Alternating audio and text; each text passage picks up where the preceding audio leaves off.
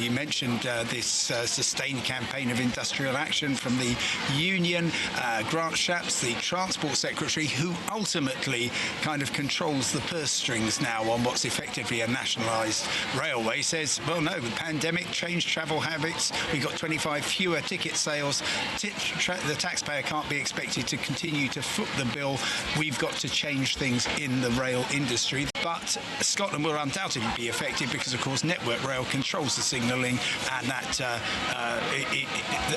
Network Rail signallers and everyone else for the company who belongs to the RMT are being called out. And so we've got RMT union negotiators alongside Network Rail negotiators going into talks today. Do you see any prospect of an agreement between the two sides? I'm very sorry to say that my odds on a settlement have sadly widened from 100 to 1 to 200 to 1, having heard the two sides. Ultimately, this is between the government in London, which funds Network Rail, and the RMT union, which believes that we are indeed kind of going back 3 decades to the years when it could shut down the entire Great Britain rail network. And indeed, certainly the noises in Parliament in Westminster yesterday suggested that the Conservative government would not particularly be averse to a strike, since it regards it as something which they can get a party political advantage over Labour. So I fear it will be going ahead, and I'm certainly planning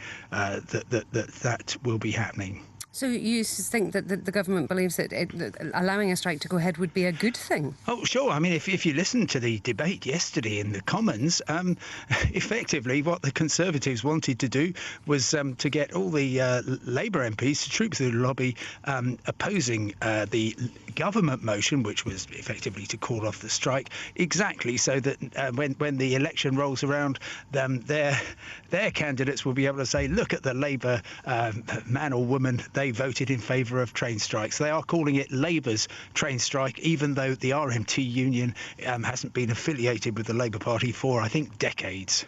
Simon, good to talk to you. Thank you very much indeed. Simon Calder there, the travel correspondent of The Independent. We will have